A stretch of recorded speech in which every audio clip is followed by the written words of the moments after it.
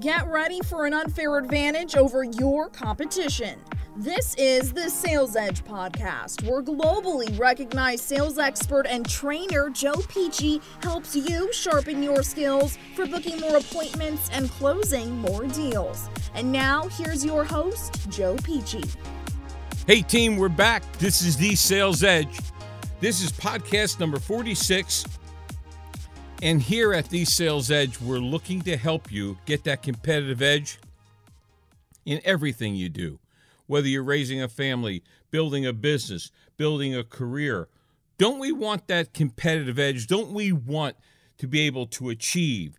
And so the Sales Edge is sponsored by Pici & Pici, which is a speaking, coaching, training, consulting firm that works with small, medium, and large companies and individuals on helping them attract and retain quality clients.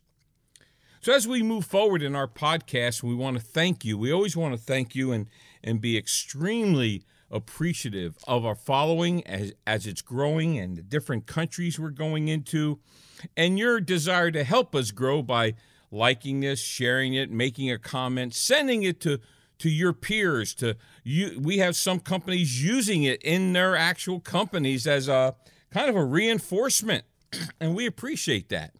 So as we move forward today, really important topic, and I know I've spent a lot of time dealing with people, but every time I speak, train, coach, I ask a question. How many people in this room have read a book, watched a video, listened to a podcast on human behavior or dealing with people? That would seem to be a fair question, wouldn't it? I mean, if I asked you that question, a lot of you listeners would probably say you'd raise your hand.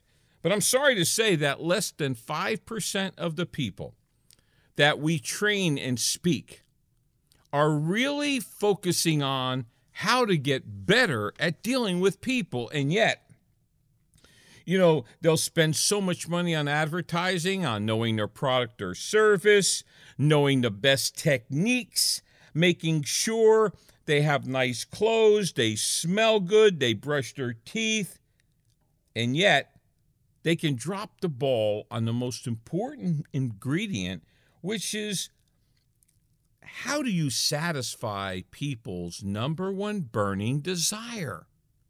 And today I'm going to talk about, when you talked about people, the number one burning desire. What's in their head? What's in their heart? What is it they most want? And so people want to feel important. They want personal worth. That's it. If I had to pick the thing that most drives a human being, drives people, they want to feel important. They want to have self-worth. We have the ability to make them feel important. We have the ability to help them improve their self-worth. We have the ability to help them like themselves more.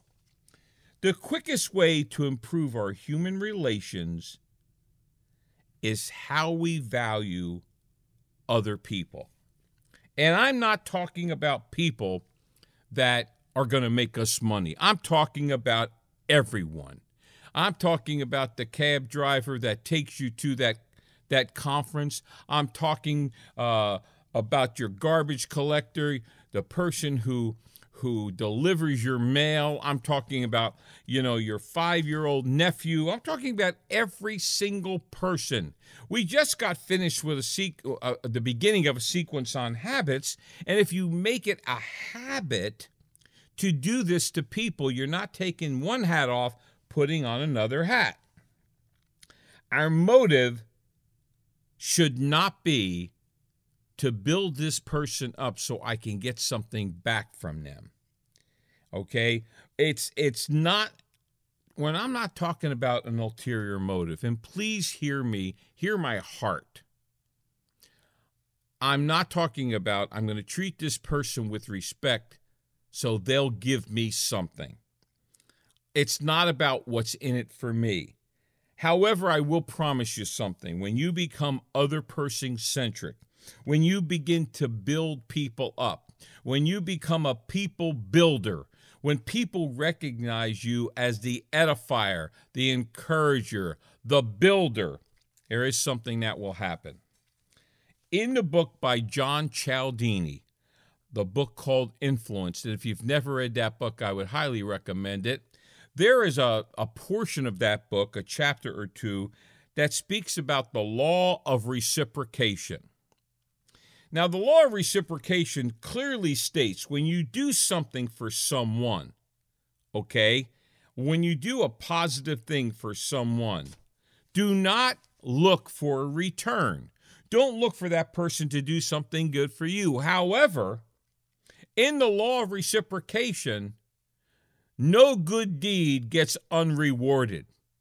Somewhere down the road, it does come back. In other words, you're investing goodwill in people, not looking for the reward, not looking for the reimbursement. However, you can just know this, that somewhere down the road there is a reward. Even if for nothing else, it's the feeling you get by lifting another human being up. It's important that we do this with everyone. So it's not just the client. I mean, yesterday, Dawn and I, we were working, creating I was creating materials because one of my clients, I'm going up north to Philly, and let me know they had more people coming, so we're putting more materials together. I had some follow-up calls. I had some sales calls. Dawn's creating a new PowerPoint. I mean, we're getting it, and we decided to go to lunch. We're walking out of the restaurant, and there's a man and a woman who I didn't know. They weren't dressed. It was Saturday, and they're in Florida.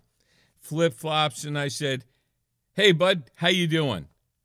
And I'm telling you, I had no ulterior motive, but this man, his spine straightened up. He stood up straight. He looked at me. He had his head down before this, and he wasn't smiling. He put a smile on his face. He hit me on the shoulder, and he said, "Now I'm doing great." You know, what did that cost me? Will anything come of that? I'll probably never see the guy again in life, but I'll tell you one thing. It's a created habit. Habits create rewards. So as we move down, remember the importance of habits. It only becomes a habit when you do it consistently. Here's a couple, just a couple things, a couple actions for you to work on. I mean, there's 3 things right off the bat: courtesy, politeness, and manners. Oh my goodness. When's the last time you heard that? I mean, I see people, and I'm in training rooms all the time. It's amazing to me. We've lost our courteousness. I still open a door for people. I open a door for everybody. And it's funny because there's times that I'm a quote-unquote outside hired speaker, and everybody wants to serve me, and everybody wants to open my door, and I just open doors for people. I pour water for people. I serve people. Politeness. Yes, sir. No, sir. Thank you. Chick-fil-A has become one of the top franchises in the entire world. They don't even open on Sundays, and they outdistance people. And they're saying one of the ways, besides, I guess, having decent food — I don't eat fast food — but beside having decent food is they say thank you and please to the people who walk up to the counter. And just flat out manners. I mean, things I was taught as a little person. My father had his own teaching technique, which would not be allowed in the 21st century. However, we were taught certain things. We were taught certain, and I mean just manners. I mean things like I talked about etiquette and all of the etiquette issues. If you go back to one of my podcasts on etiquette, a lot of those things are just manners. And it has become amazing to me how few people have good table manners, just manners. I watch it. I get on airplanes. And it used to be, and this is, I don't mean this to be a chauvinistic statement, and I apologize. But if a lady was walking down the aisle and she had a very heavy bag, it used to be 3 or 4 men would get up and say, "Can I help you with that?" Sometimes they would say yes, sometimes they would say no, but they were always appreciated. They always felt elevated. What happened to that? Now we jump in our seat, we get our gadgets ready, and we don't pay attention to anyone. I always say thank you to the flight attendants. I really appreciate what you do. And it's just a way of sowing just value into people. When's the last time you said please? When's the last time you said thank you? When's the last time you chose not to interrupt another human being? So I trust everyone. I treat everybody like my client. Even my vendors. I use hotels to do our boot camps. And I always bring my sales person a gift. But wait a minute. You're paying for the room. I treat them like they're my client. And it's amazing because they love when I show up. Whenever I show up, they put things aside. "Joe, how can I help you?" But it's only because I sow tremendous value. I don't treat them like I hate the word vendor. I like the word partner. I like the word, I like we. I believe in serving people. Flat out, I serve people. In our speaker boot camp, we do a lot of how to serve the client. And I remember one guy who was somewhat of a head case came to our speaker boot camp. He said, "You do what?" "I always bring the production people food.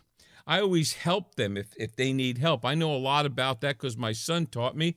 Because I go out on the road by myself. I have to set up my own projector. I know how to do that stuff, so I'll help them. I serve the client. And it's amazing. I thought other people did that, and yet they don't.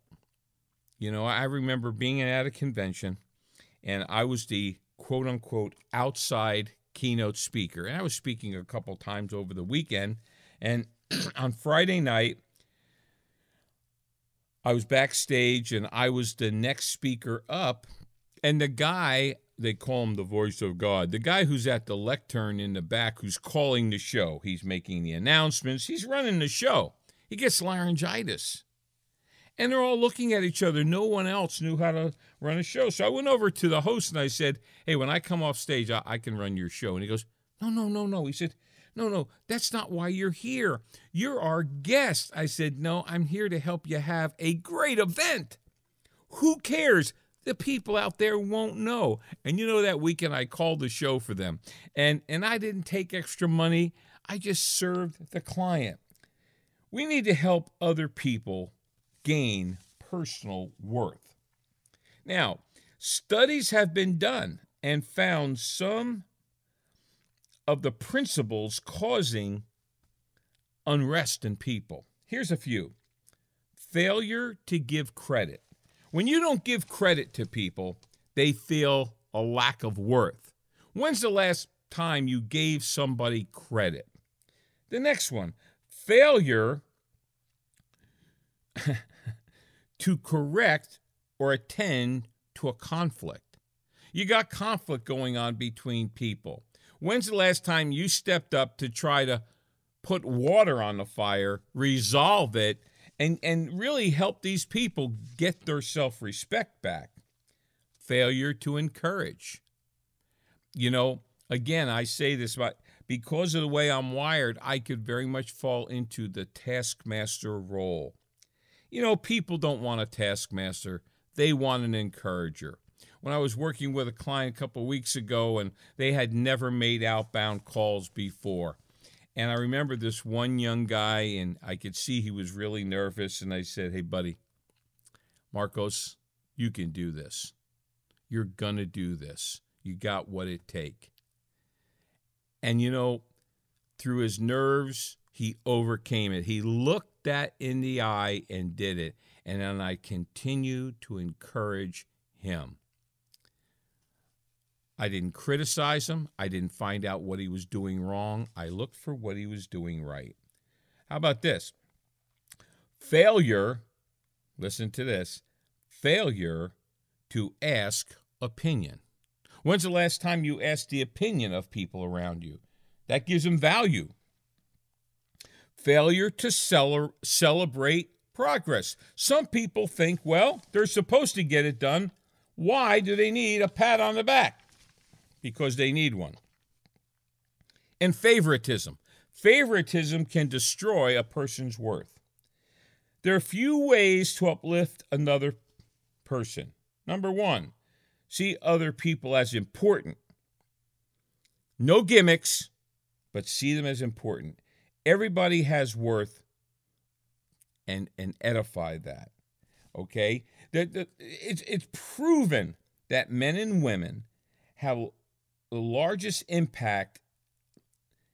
They can influence more people when they lift people up. The second thing I would say is be a people noticer. Andy Andrews wrote the book, The Noticer. It's a really good series. I would recommend it. And what Andy contends is that notice people. Notice them. Be aware of people. Be on the alert. Make it a priority to notice people. I have a friend, coaching client as well as a good friend, and he says, why don't you fly a lot, why don't you belong to those clubs, where you can go in and get away from the people? And I go, you know what? I'm in the people business. I just like sitting at the gate, meeting people, and I study people. And I go out of my way. I go out of my way to say nice things to people. I was on a plane, but a lady got on my plane, and she had a child with her, and this kid he wasn't happy about flying. And I looked at her and I said, enjoy this time in his life. He's supposed to make a racket. And she looked at me and said, I'm fine. You're doing a great job with your son. And she relaxed, and the amazing thing happened. He relaxed, and they both went to sleep. I got to read my book. The whole idea is pay attention to people. Turn a spotlight on them. Find something good about them. I would say another one. Oh, don't ignore anyone. And number 3, don't ever look down on anyone. Don't do the one-upsmanship. Hey, my kid won the state championship. Yeah, my kid won a national championship. Don't one-upsmanship. Let other people shine. I'm not more important than anyone. I'm going to lift other people up.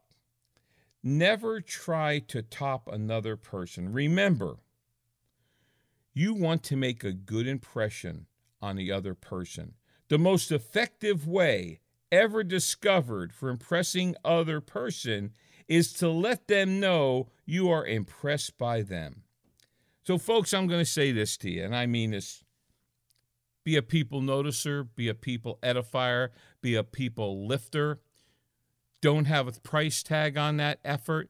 Don't look for something from it. Lift people up, always. Become a person that other people want to be around. This is a lifelong journey. I was once a repeller. I'm working hard at being someone that people want to be around. So take out your phone and put the number 55678. And in the message, write the word Sales Edge, but make sure it's one word. On some phones, it'll break it up. Text that. It'll take you to a link. Text that. It'll take you to a landing page. There's some free downloads. Enjoy those, one on LinkedIn, one on sales. Scroll to the bottom. There's links to our podcast. If you like what we're doing here, can you like it, share it, and write a comment? Can you send these podcasts out to your peer group, your company, your team, people you believe would see value in this? We want to be a value add to you. This has been podcast number 46. We're looking forward to our next one. Just have a great day, and we'll see you soon. Thanks for listening. New episodes will air each Tuesday and Thursday, so make sure to subscribe wherever you listen to podcasts and give us a 5-star review. The Sales Edge is sponsored by Peachy & Peachy Incorporated, a firm which provides training, consulting, and keynote presentations, empowering corporations and individuals to attract and retain quality clients for higher revenues and growth. Make more money in sales.